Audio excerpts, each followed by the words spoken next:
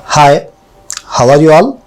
This is our advanced vocabulary lesson wherein I'll teach you how to turn common words like important and impossible into uncommon words like vitally important and virtually impossible. ऐसे बहुत से अल्फाज आप इस lesson में सीखने वाले हैं. This is an imperative lesson for all the English learners, especially for the students who want to take IELTS. Because in IELTS, if we use uncommon words, the chances of we getting more bands are high. See, in two modules, speaking and writing, we get a chance, an opportunity to showcase our language skills. तो writing में speaking में हम अपने अल्फाज अपनी language बता सकते हैं. So we need to tell them how competent we are, बता रहे कि हम कितने काबिल हैं. So if you keep using them the same words time and again like important and easy and impossible and competitive and offended, ये words अगर हम बार बार बोलते रहेंगे, so we do not sound advanced level speakers or advanced level English learners. So in order to get more bands in IELTS, it's vitally important for us to use uncommon words and it is one of the criterias. आप जब writing exam लिखेंगे IELTS को तो आप देखेंगे वहाँ लिखा हुआ है कि you need to use uncommon words to get good bands. So without any further ado, let's get started. This lesson is very beneficial for you because you will learn 10 of such words जहां पे मैं एक common word को uncommon करूंगा. And not only will you learn these 10 words, but also you will learn many more words in examples. So our first word is vitally important, यानी बहुत जरूरी. Let's say someone is ill, कोई बीमार है. So हम बोल सकते हैं in order to recuperate in short span of time, refrain diet is vitally important for you. Recuperate means सेहतयाब होना, रिकवर होना. तो आपके लिए कम वक्त में सेहतयाब होने के लिए जरूरी है, बहुत जरूरी है क्या है कि आप रिफ्रेन डाइट पर अमल करना. रिफ्रेन डाइट मीन्स परहेज करना. अगर आप परहेज करेंगे तो आपकी सेहत बहुत जल्दी अच्छी हो जाएगी. Our next example is in order to get a rewarding job, effective communication skills are vitally important. एक अच्छी जॉब पाने के लिए जिसमें बहुत से फायदे हों, अच्छी कम्युनिकेशन स्किल्स क्या है, बहुत जरूरी है. Our next word is easier. So जो इजी है हम उसको लगाएंगे रिलेटिवली इजी. अगर एक बात बोल रहे हैं तो relatively easy. See, in India learning English is relatively easy because it's everywhere. It's ubiquitous. Ubiquitous means that exist everywhere. Phone में देखिए इंग्लिश है, आपके पोस्ट में दुकानों के नाम है, बोर्ड न्यूज़पेपर है, बुक्स है, हमारा खुद की जो स्कूल जो स्टडीज है इंग्लिश मीडियम है. So in India learning English is not a big issue, बड़ा मसला नहीं है वो. First example. Our next example is in IELTS among 4 modules, reading and writing modules happen to be relatively easier than speaking and listening because reading and writing does not demand spontaneity. ये जो 4 modules है IELTS के, उसमें reading और writing थोड़े आसान है listening और स्पीकिंग के मुकाबले में, क्योंकि वहां पे आपको एकदम तेज होना पड़ता है. You have to be very fast. सवाल आप फौरी जवाब देना है आपको. वहां पे you don't have enough liberty to think and speak. You have to be very spontaneous, very quick. Our next word is obvious. Obvious means जो वाज़ेह है, जो क्लियर है. So we can add one more word, patently obvious. See an example. It was patently obvious that he was guilty because he was not making eye contact. Usually when someone is at fault, जब किसी की गलती होती है, when someone is guilty, जब कोई गलत होता है, he cannot make eye contact, he cannot speak confidently. Our next example is it is patently obvious from this report that there is something fishy. कुछ मसला हुआ था तो इन्वेस्टिगेशन हुई, इसकी रिपोर्ट सामने आई, तो रिपोर्ट देख के बोल रहे हैं कि रिपोर्ट से बात वाज़ेह है, पेटेंटली ऑब्वियस कि दाल में कुछ काला है. There is something fishy means दाल में कुछ काला है. Our next word is grateful. Grateful means being thankful, शुक्रगुजार होना. When someone does us a good favor or a good turn, जब कोई हम पर एहसान करता है, we thank him, हम उसका शुक्र अदा करते हैं. So there are many ways to thank someone. One of the ways to say I am grateful to you, मैं आपका शुक्रगुजार हूँ. We can beautify this word grateful by adding eternally. So we can also say I am eternally grateful to you. Let's see some examples. Let's say I lost a job during lockdown. I was unable to make the both ends meet. घर चलाना मुश्किल था मेरे लिए. I was financially struggling. मैं बहुत struggle कर रहा था. So someone helped me, कोई मेरी मदद करे. So I'm thanking him, मैं उसका शुक्र अदा कर रहा हूँ.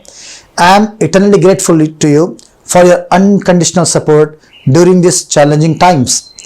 तो आपने जिस मुश्किल औकात में मेरी मदद की है, मैं उसके लिए आपका आभारी हूँ, बहुत बड़ा शुक्रगुजार हूँ। I will be eternally grateful if you do me a favour and help me get this job. मैं आपका बहुत बड़ा आभारी रहूँगा, शुक्रगुजार रहूँगा अगर आप मुझ पर एहसान करें और इस जॉब को पाने में मेरी मदद करें। Our next word is impossible. So we can add charm to this word by adding virtually impossible. Okay, virtually impossible, करीब करीब नामुमकिन। It is virtually impossible to predict the future accurately. कि आगे क्या होने वाला इसके बारे में प्रेडिक्शन करना वो भी साफ साफ ये नामुमकिन है। Because no one knows what the future holds for us. किसी को नहीं मालूम कि फ्यूचर हमारे लिए क्या रखा है। One more example, I find it virtually impossible to make the both ends meet on my meager income. मेरी सैलरी इतनी कम है कि मेरे लिए ये नामुमकिन है कि घर चलाना। तो मेक बोथ एंड्स मीट मतलब घर चलाना, मीगर मतलब स्मॉल क्वांटिटी। तो मेरी सैलरी कम है, आमदनी कम है, तो इस कम आमदनी पर घर चलाना it's virtually impossible for me. So instead of saying impossible we can say virtually impossible. Cancer is a malignant disease because a patient is blissfully unaware of its deadly consequences until it gets to third or fourth stage. Cancer जानलेवा है, हलाक करने वाली है, क्योंकि जब वो किसी को होता है कैंसर बीमारी मालूम नहीं होता, वो उसके बारे में बेफिक्र रहते हैं। जब वो आखिरी तक पहुंच जाता है अक्सर लोगों में, तब मालूम होता है कि he had been suffering from cancer, क्योंकि कैंसर था। That is why it is malignant, it is deadly. Our next example is big companies are dumping toxic waste into the river. The locals are blissfully unaware of the imminent danger. जो बड़े बड़े company से अपने chemicals और जहरीले चीज़ें हैं वो पानी में बहा दे रहे हैं, और वहाँ के जो लोग करीब है उनको अंदाजा नहीं कि खतरा कितने करीब है उनके। Imminent means which is very near, imminent danger ऐसा खतरा जो मंडला रहा है, जो करीब है। Our next word is handsome, a person who is good looking. So we can make handsome more handsome by adding strikingly. तो कोई गुड लुकिंग है male, we say strikingly handsome. If a female is beautiful we say drop dead gorgeous, drop dead gorgeous. So let's use both of these words in one example. The strikingly handsome man married a drop dead gorgeous lady and they are enjoying marital bliss. कि एक handsome शख्स ने एक खूबसूरत lady शादी की और दोनों खुशहाल जिंदगी मैरिड लाइफ गुजार रहे हैं। Our next example is fine clothes added charm to his strikingly handsome personality. वो पहले से बहुत हैंडसम था, जब उसने अच्छे कपड़े पहने तो वो और ज्यादा अच्छा दिखने लगा। Our next word is polluted, यानी आलूदा होना, heavily polluted हम कह सकते हैं। Delhi is a heavily polluted and populated city. It is very difficult to stem the tide of corona over there. Delhi में आबादी बहुत है और एयर पोल्यूशन वगैरह बहुत है, तो वहाँ पे कोरोना को रोकना बहुत मुश्किल है अगर वो आ जाए। So stem the tide of मतलब किसी के लहर को रोकना। So if something is running rampant, अगर कोई तेजी से बढ़ रहा है, so it's quite challenging to stem the tide of that thing. Next example is this river is heavily polluted, the water is not portable. ये जो नदी है इसमें बहुत ज्यादा कचरा वगैरह है, गंदी है, इसका पानी पीने के काबिल नहीं है। Portable means drinkable. Our next word is offended, means बुरा मान जाना। डू नॉट गेट ऑफेंडेड, बुरा मत मानिए। ही गॉट ऑफेंडेड, उन्हें बुरा मान गए। सो डीपली ऑफेंडेड मीन्स उसी के अंदर और स्ट्रेस पैदा करना है। Do not cut crappy jokes और vulgar jokes. Some people may find it funny but most people get deeply offended. ये जो बेहुदा जोक्स मत मारो, बाज़ों को अच्छे लगते हैं लेकिन अक्सर जो डिसेंट लोग हैं उससे बुरा मान जाते, they get deeply offended. Next example is I am deeply offended by my friends conduct in the party they drag my name through the mud. मैं अपने दोस्तों के बर्ताव से बहुत तकलीफ हुई मुझे, डीपली ऑफेंडेड हूं मैं क्योंकि उन्होंने मेरा नाम मट्टी में मिला दिया। कॉन्डक्ट मतलब behaviour. If you remember when we were at school we used to have bona fide certificate, इसका और एक नाम था कॉन्डक्ट सर्टिफिकेट, मतलब हमारा बर्ताव कैसा है। उसमें लिखा हुआ रहता था कि during his academics his conduct was good और bad, so we always got good obviously. Our last word of this series is fiercely competitive. We say competitive because the world is very competitive. It's a rat race competition going on. So instead of saying competitive, we can add one more word, fiercely competitive. We need to avail ourselves every single opportunity to progress in this fiercely competitive market.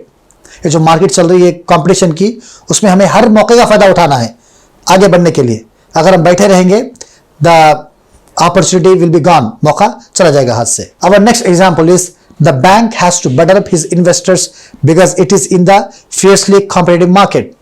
Bank को अपने investors को मस्का लगाना पड़ा, समझाना पड़ा, क्योंकि bank ऐसी market में जहां पर कंपटीशन बहुत ज्यादा है. So that was it. I taught you 10 adverbs and adjectives combinations, advanced words, wherein I taught you how to turn common words into uncommon words. I hope you will practice learning them. Your job is not done yet.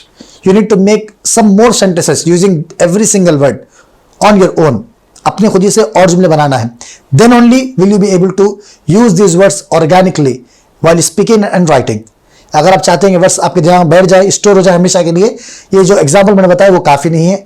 आप अपने खुद के example बनाइए, उसके बाद एक 5-6 बनाइए. Because my trainer, my mentor mister Ernst sir always says that in order to store a word in your unconscious mind we need to make at least 5 to 6 sentences. जुमले बनाना उससे, तभी वो वर्ड हमको याद होता, वरना इजी कम्स इजी गोस, हम देखते सुनते फिर भूल जाते. सो अपने जुमले बनाइए ताकि आपको इस्तेमाल करने में आसानी हो. If you like this video, to give it a thumbs up, share it with all your friends, subscribe to my channel. Until the next video, Assalamu alaikum.